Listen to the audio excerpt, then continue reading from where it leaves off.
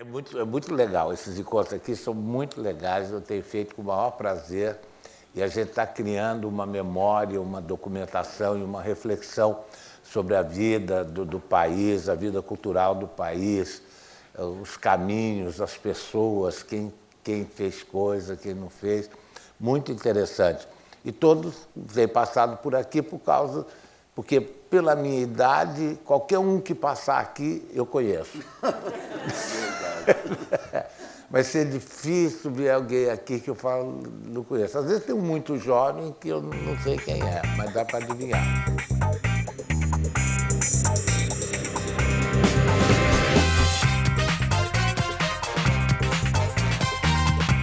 Na década de 70 foi uma década árida, difícil, não é? Foi logo depois do ato institucional, não é? Do acirramento mesmo da ditadura, do cancelamento de todas as liberdades individuais. Não é? O Brasil entrou num lugar mesmo de ferro fechado. E a década de 70 foi de cuidado, de pensamento, de reflexão. Como é que a gente achou na década de 60 que nos 70 estaríamos no paraíso e quando voltamos numa ditadura militar? E a coisa que vinha mais forte, assim, como resposta, ou como proposta, ou como contestação, era a contracultura. Mas a contracultura também era suave, né? A contracultura era paz e amor. Naquela época, muitos artistas enlouquecendo, se matando, sendo internados, e a gente, os Zizzy Croquettes, a gente acreditava que tinha uma outra saída, que a gente conseguiria criar algo novo dentro daquela possibilidade, daquele momento que a gente vivia, que era muito estreito. O mercado era estreito, não tinha muitas possibilidades de trabalho, e eu, quando conheci Wagner, que morava em Santa Teresa, que era vizinho do Amir eu já conhecia através dos trabalhos como diretor. Amir era um diretor consagrado, que eu já tinha assistido espetáculos, e acabei conhecendo Wagner, e através de Wagner encontrei Amir, que era vizinho. Então, Amir viveu o início do Zizzy Croquettes. Amir acompanhou como amigo, como vizinho, como companheiro, toda essa história. E a gente tinha uma ansiedade, eu ficava angustiado vendo o cenário, as possibilidades das pessoas. Na época, eu vendo amigos meus enlouquecendo, desbundando. Tinha uma ansiedade de criação, tinha artistas muito bons, grupos até buscando saídas em São Paulo e no Rio. E no encontro com Wagner Ribeiro, que era essa pessoa genial, esse guru, esse mentor dos Zizzy Croquettes, a gente começou cada vez a se reunir mais. E ele foi me seduzindo, ele foi me trazendo, ele foi usando as minhas angústias para a gente criar esse grupo. E num determinado dia a gente resolveu fazer esse grupo que surgiu assim de uma conversa de um bar, com nome e mais ou menos um elenco até definido, porque, como a Mi sabe, o Wagner tinha o Cláudio Gaia como amigo, que já tinha tentado trabalhar, o Roberto. Eu tinha já ouvido os textos de Wagner Ribeiro com Paulette lendo e Roberto, eu tinha ficado fascinado, inclusive num dia que estava Ari Fontoura e Tônia Carreiro assistindo os textos de Wagner, e eu ficava assim, por que esse povo não monta esses textos que são tão bons? Mas, pela temática, era uma coisa, parecia que estava faltando alguma coisa para aquilo que o Wagner falava, encontrar o veículo. E o veículo foi Zizzy Croquettes e o Wagner foi o principal artífice, foi a estrela. Wagner precisava de pessoas, ele gostava de ter pessoas em volta, ele sentia prazer de ver, ajudar as pessoas a se transformarem. E eu me senti meio um veículo na mão dele, de juntar esse grupo e levar adiante. Então, os primeiros momentos do Zizzy Croquettes, a gente acreditava que ia mudar o mundo. A nossa missão, a nossa ideia não era fazer um espetáculo de teatro, era mudar o mundo. Não são fatos isolados, não é um milagre, um acontecimento, uma coisa assim. As coisas todas acontecem porque o momento é esse, que você fala aí. Então, no momento de extremo marasmo, de droga, de tudo isso, e sem forças para nada, não tinha nada, você confirma uma coisa que nós todos sabemos, que eu acho fortemente, que foi, os Zicroquetes foram a manifestação política mais importante da década de 70 na vida cultural brasileira. Não é? Era, obviamente, uma manifestação política. Desafiava todo o pensamento dominante na época. Não podemos deixar de citar Leni Dale, que chegou nos anos 60 e aqui revolucionou a música, a dança, artistas, e no encontro, porque eu até brinco de vez em quando, se não fosse Leni Dale, talvez Zicroquete fosse regional ou até municipal. Ele nos fez internacional com a sua técnica, com a sua dedicação, com o seu profissionalismo, com a sua loucura, com o seu desequilíbrio, porque ele era um gênio, mas como todo gênio era desequilibrado.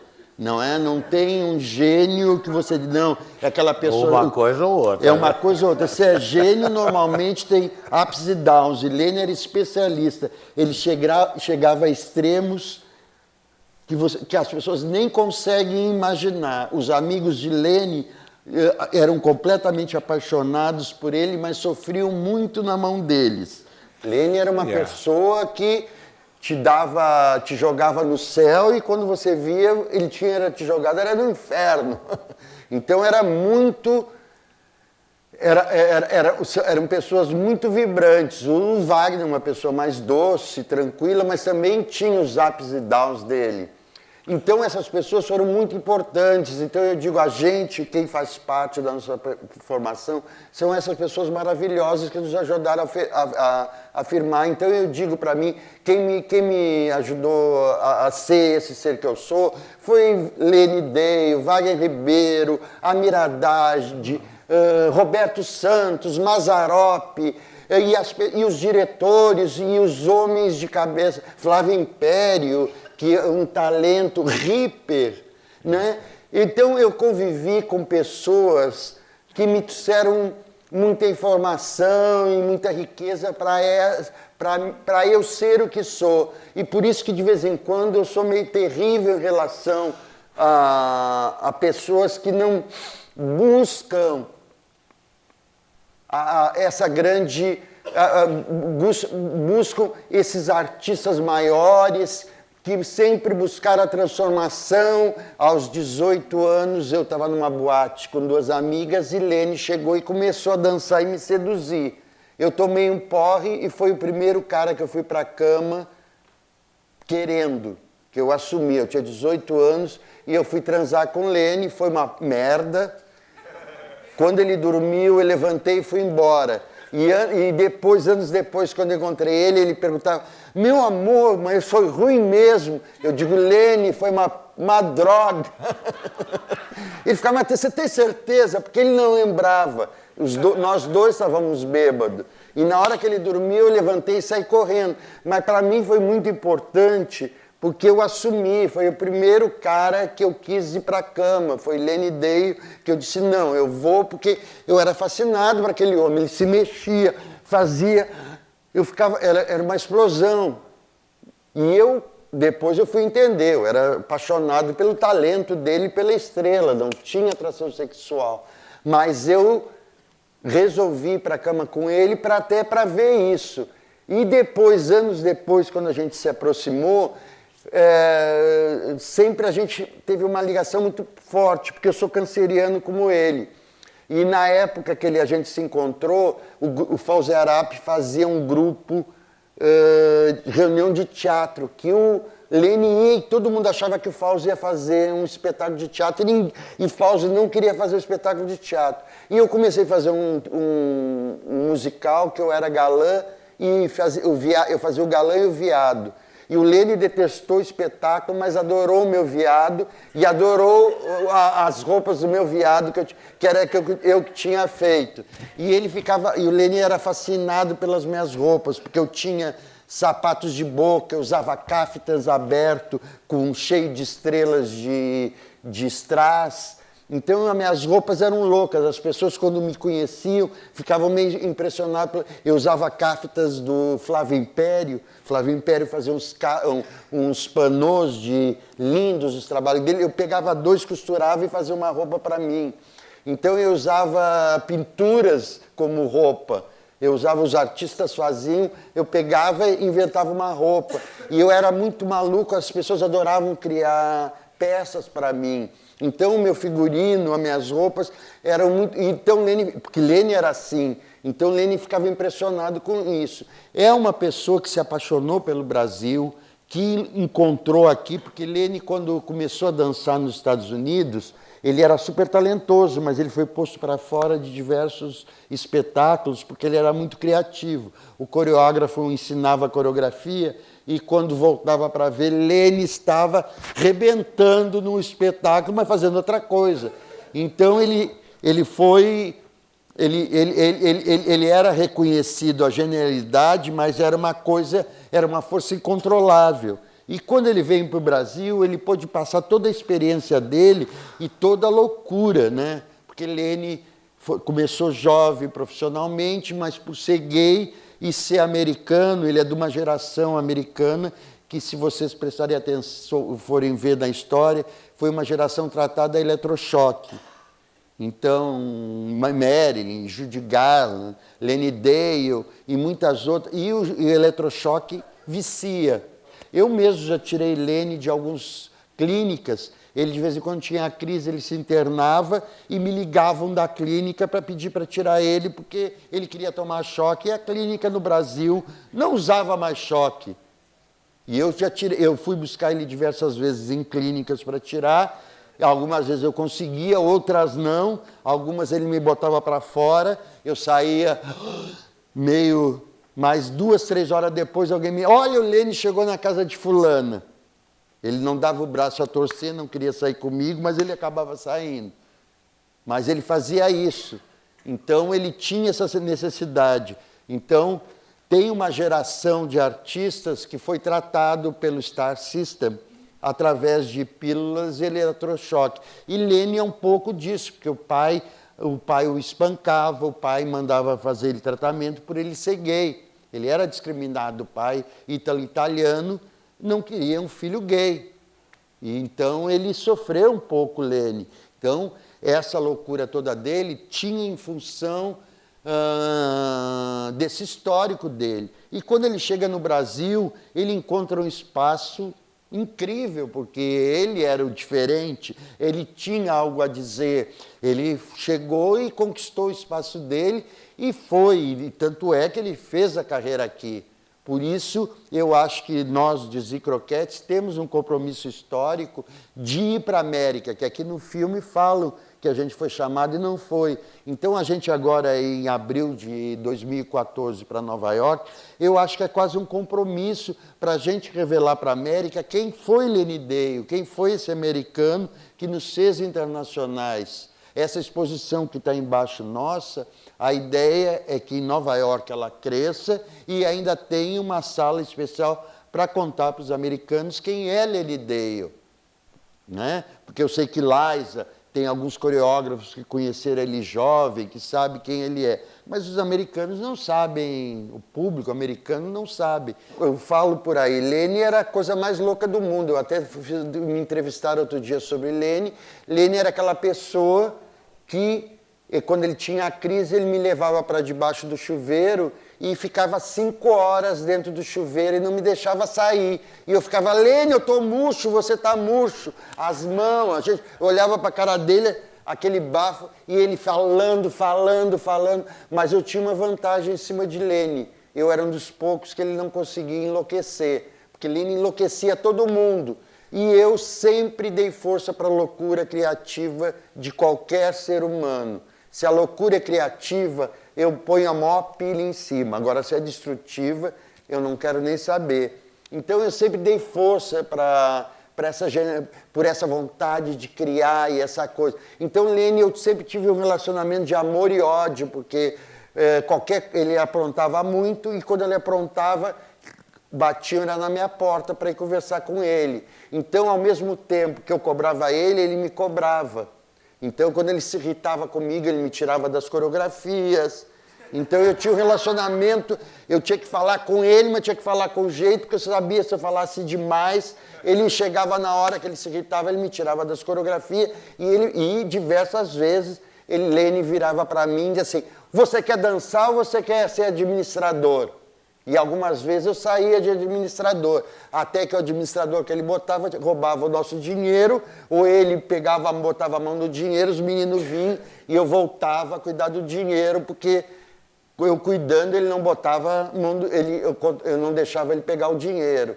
Então sempre teve esse relacionamento. Agora, é uma pessoa inesquecível. Entre as pessoas inesquecíveis, Lene é uma das mais geniais, mais loucas, mais vibrantes e criativas, e que eu amei desde o primeiro dia que eu vi.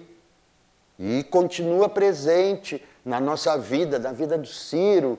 Então, Lene é uma pessoa que faz parte da nossa formação e faz parte desse espetáculo que está aqui agora. Ele é super presente nas coreografias, na ideia e no clima internacional, porque ele é inesquecível. Vocês viram para Liza Minnelli, por onde ele passou, Lene é inesquecível. Porque a gente vê muita pestana, muitos cílios postiços, muita purpurina, parece que não tem nenhum pensamento por debaixo, parece que é pura viadagem, né?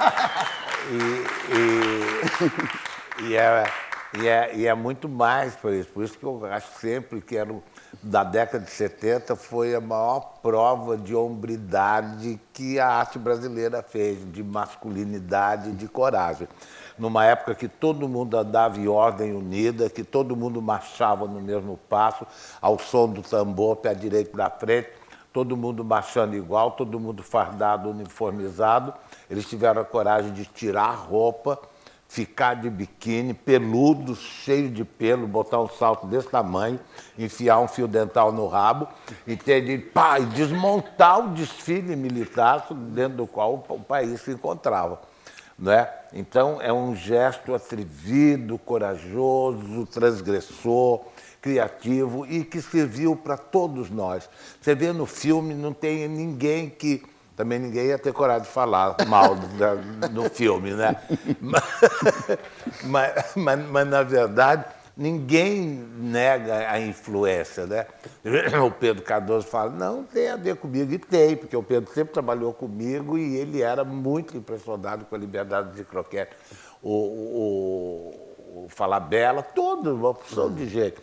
Vocês abriram um caminho. E o meu grupo está na rua, não diretamente, mas tem a ver com a ética e a estética que os de croquetes traziam, que a gente leva para a rua e tudo. E as ligações são grandes. Eu lembro que teve um número que a gente fazia na rua que você acabou pegando e botando... É um número que é lembrado até hoje. Era o Grita e Rodopi e Cai, que as crianças adoravam. E era um barato, porque eu sou meio louco, e eu, na hora de fazer, eu não queria só fazer gritar, grita, rodopia e cai. Só que na hora de cair, eu não caía, eu pulava no ar e de vez em quando eu conseguia fazer meio um paraquedas e ficar assim esticado e cair assim. E quando eu conseguia, o povo aplaudia muito e ainda gritava bis! E eu queria matar o povo, porque eu não conseguiria fazer duas vezes. Eu de vez em quando até meio que me machucava. Porque o Amir criou um número que era lindo, mas eu, maluco, eu já queria fazer um paraquedas. E aí, quando o povo gritava bis, eu saía irritado, eu fazia uma cara de irritado. E o povo gritava bis, bis, eu saía de cedo. E é um número inspirado no Amir. Mas a gente teve também repressão, ameaças, a gente sofreu. Entende? Eu tinha altos problemas que o povo ficava grilado, dizia assim, eu passei a minha vida, durante muitos anos, ouvindo o seguinte, toma cuidado que vão te matar. Uma das coisas que eu mais ouvi na minha vida, e que eu já tive ameaças de morte, o povo disse, porque eu usava roupas loucas, eu saía da rua, eu não tinha medo de me expor. No início dos Easy Croquetes, alguns dos Easy Croquetes reclamavam de mim, porque achavam que a gente tinha que ser a coisa do teatro, e eu achava que era da vida, então no início eu gostava de usar calça lá embaixo, camisa curta, cabelo comprido e maquiagem, eu tinha barba, na época, no início dos Zicroquetes, mas usava maquiagem na rua, saía com roupa louca e usava cafetas rasgados, abertos, antes de Zicroquetes, até em festas com a mulher do João Figueiredo. Eu ia à festa seminu com ela e ela ficava olhando ali, eu cagava para ela, porque, entende, não estava nem aí para aquela burguesona, mas... E as pessoas falavam isso, e não era só eu, Lênin foi atropelado. Quando Lênin foi atropelado, não era porque foi um ocasional, não, é porque ele era uma exuberância tão grande que um filho da puta do motorista atropelou ele. Um caminhão me jogou contra um poste na subida da São Romão. Eu estava subindo a São Romão, o caminhão entrou e me deu uma rabiada e me jogou em cima de um poste. Eu fiquei estatelado em cima de um poste, mas não sei porque eu não me quebrei. E tinha essa preocupação de militares nos ameaçarem, de vir, não, vocês não podem, você vai ser morto, você vai ser isso, não vai aqui, não vai ali. Mas eu sempre... tive uma fúria, uma coisa, eu sempre quis me expor. O problema de Zicroquetes, quando a gente estreou do teatro, quando a gente fazia boate, não tinha problema, porque a gente trabalhava para as elites, então a gente não incomodava tanto o regime militar. A gente fazia para os artistas estrangeiros, para os príncipes, para os milionários cariocas, os milionários paulistas. Quando a gente começou a trabalhar para a classe média, e a classe média começou a se vestir como a gente, o pai de família largar o trabalho para virar artesão, ou a garotada, na hora que a gente saía da cidade, vinha atrás, isso começou a incomodar o regime militar. Lógico, quando a gente foi proibido, foi pelos tapa-sexo, uma mulher do general foi ver e resolveu proibir, porque não gostou das nossas bundas, achou um absurdo aquelas bundas lindas à mostra num palco. E a gente foi proibido. Mas era também pelo point que virou a porta do teatro, as pessoas nos imitando, a garotada usando roupas rasgadas, inventando uma moda que na época ninguém acreditava que Zicroquetes ia ser um estilo de moda, um estilo de vida. E Zicroquetes começou a virar isso no Brasil. Quando a gente voltou para o Rio de Janeiro, foi a hora que a gente foi proibido, porque de repente veio uma garotada atrás e era médico querendo trocar de profissão, era mãe de família querendo largar tudo. Então a gente causava um desbunde que eu só vi na Índia. Quando eu cheguei na Índia e eu encontrei o povo do Rajneesh, eu encontrei brasileiras que estavam há 30 anos lá e que o neto, e tinha abandonado filho, família, e 30 anos depois o neto foi visitar a avó, que estava na Índia e tinha virado sannyasis.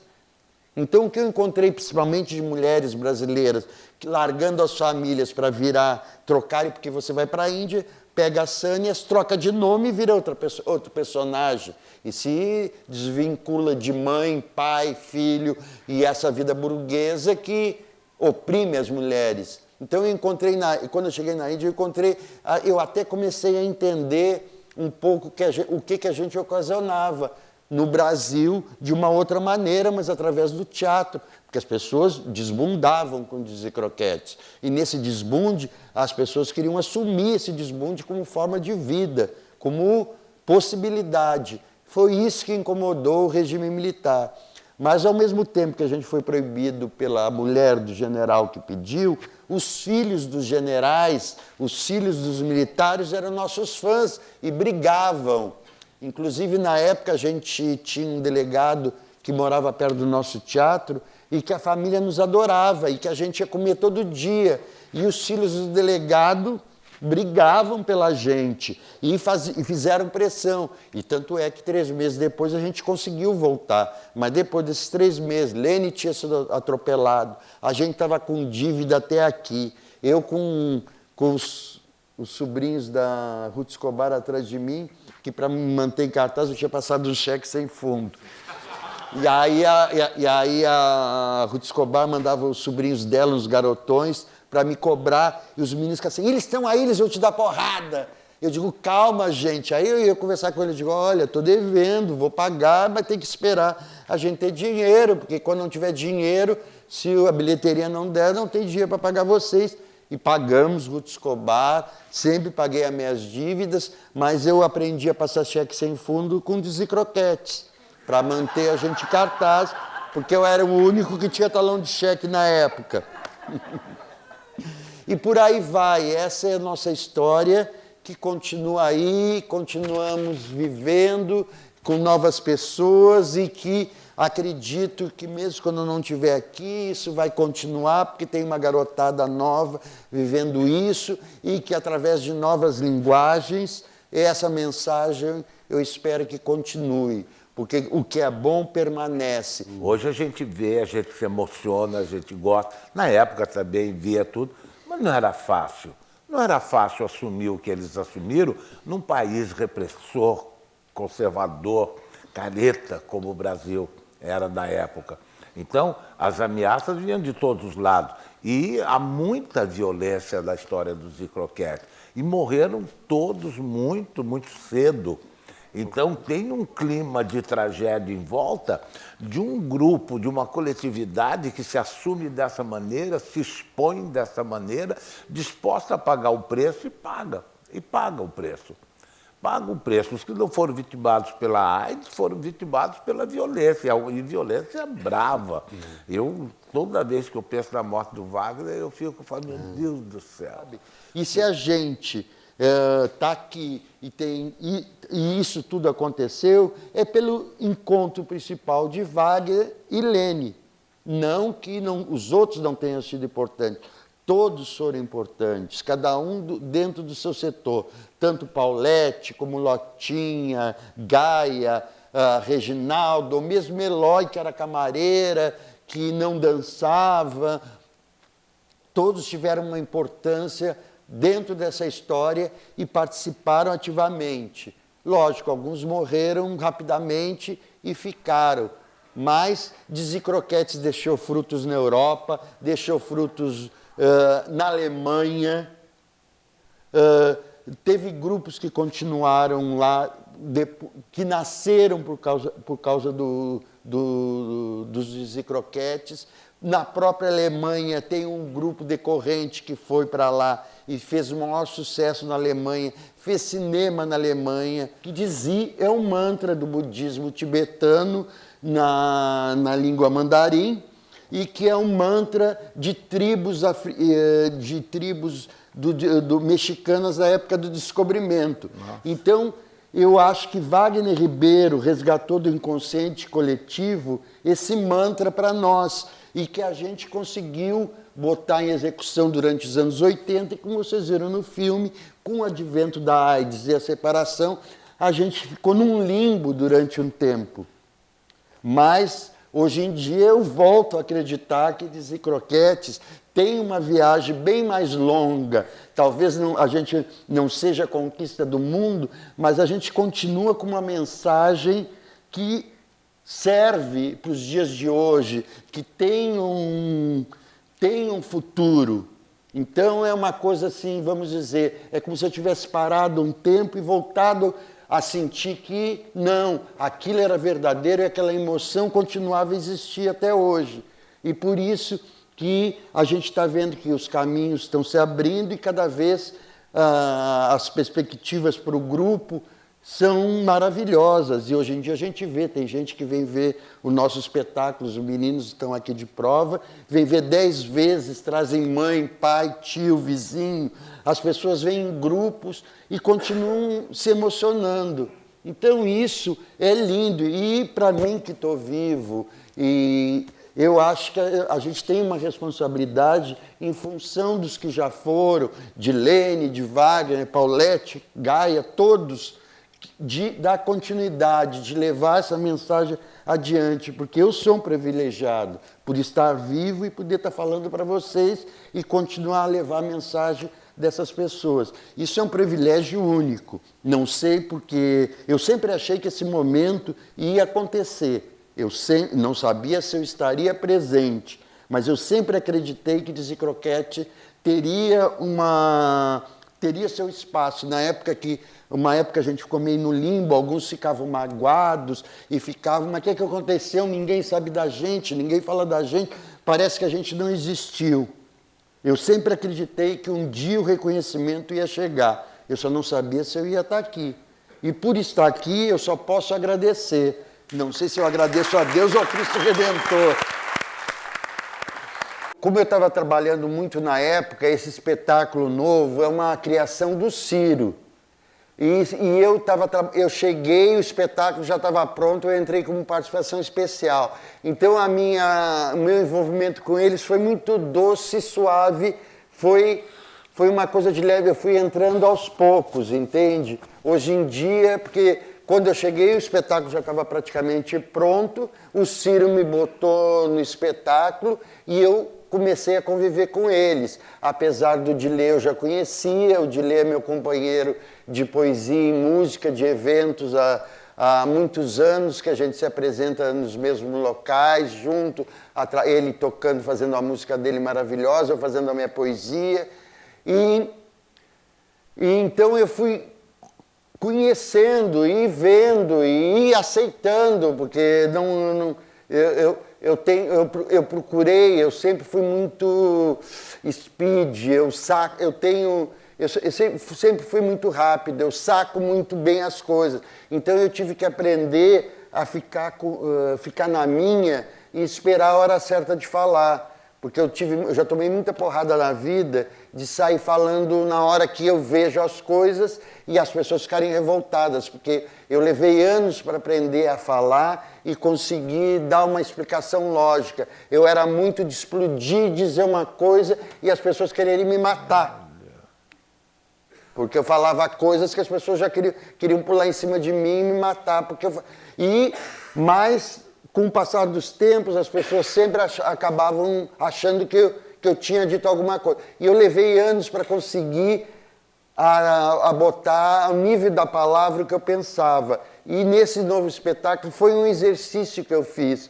Porque como era um espetáculo que o Ciro fez, que eu conheço o talento dele como o melhor discípulo do Lene, ele que tinha toda a condição de fazer isso, eu procurei me integrar a esse elenco e me educar para eu tentar falar na hora certa. Lógico que não é todo o tempo, de 6 em 6 meses eu explodo ainda. O artista só é válido quando ele busca o crescimento, a transformação da sociedade. Eu sei que fazer novela, ganhar dinheiro é muito bom, viver, ficar rico é ótimo, mas o artista precisa se transformar e transformar o espaço em volta. E quando se acomoda, acaba ficando um artista menor.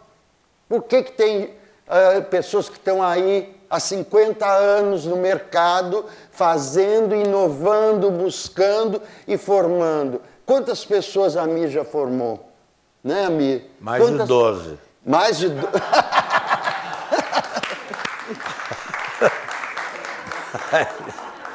12, 13, por aí. Mas já dá para fazer uma igreja. Já dá. O teatro, a poesia e as artes plásticas é onde os artistas transformam o mundo. E é onde a loucura se torna saudável. E sem a loucura saudável, a humanidade não tem futuro. O futuro é através dessa loucura saudável que, através das artes, os artistas conseguem transformar e criar novas possibilidades. Então, eu agradeço por ser um artista e poder me transformar e sugerir novas possibilidades através das artes em geral. Então, o artista é um enviado, tem a divindade. Nós temos um elo com a divindade, e com os anjos, e com a transformação. Ou com os demônios, depende do tipo de artista.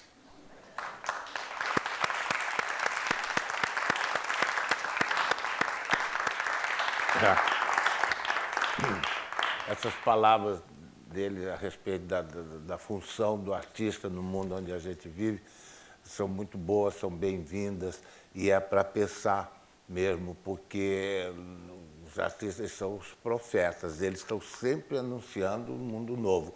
E todo artista traz dentro de si o sonho da utopia.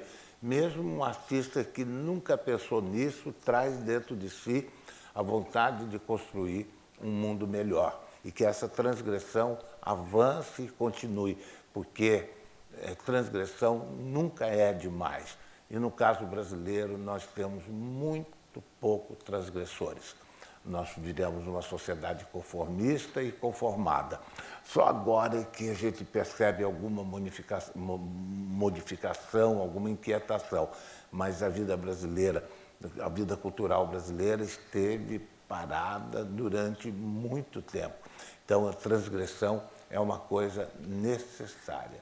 Não há continuidade sem transgressão.